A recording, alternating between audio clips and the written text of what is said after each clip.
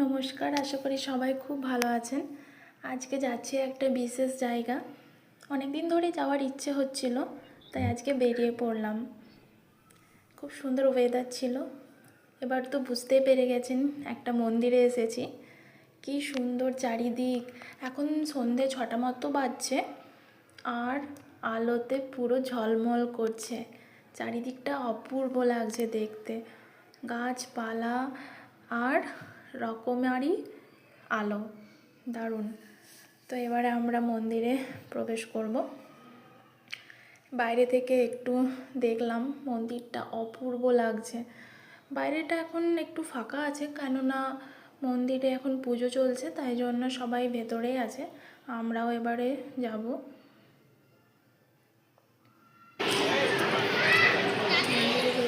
প্রবেশ করছি। কতটা ভিড় আছে? হ্যাঁ, অনেকটাই ভিড় আছে। এই ভিড় উপেক্ষা করে এবারে কখন মহাদেবের দর্শন পাই দেখা যাক।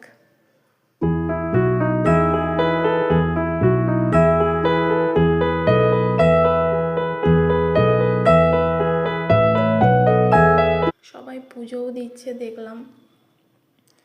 এই যে মহাদেবের দর্শন হয়ে গেছে, খুব ভালোভাবে দর্শন হলো, খুব সুন্দর লাগছে। আর ওই যে পুরোহিতরাও পুজো করছেন। মন্দির দর্শন হয়ে গেল, ঠাকুরের ফুল জল নিয়ে নিলাম। এবার মন্দিরটা ঘুরে দেখার পালা। কি সুন্দর অপূর্ব কারুকার্য আর লাইটিং দারুণ, খুব সুন্দর। মনে এক যেন শান্তি। মন্দিরে আসলে এরকম শান্তি পাওয়া যায়, কেন অপূর্ব লাগছিল। গরমটাও একটু কম ছিল আজ। এবার বাইরে বেরোনোর জন্য আর একবার দর্শন করে নিলাম।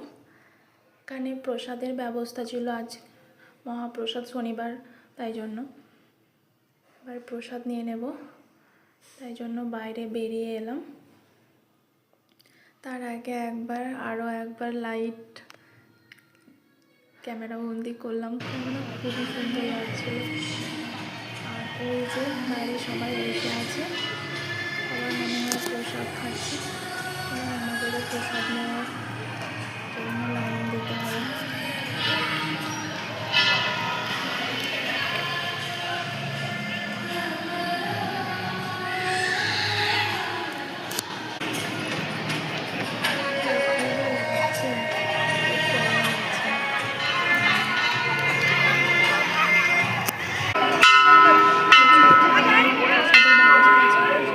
দিচ্ছে, এবার আমরা প্রসাদও পেয়ে গেলাম।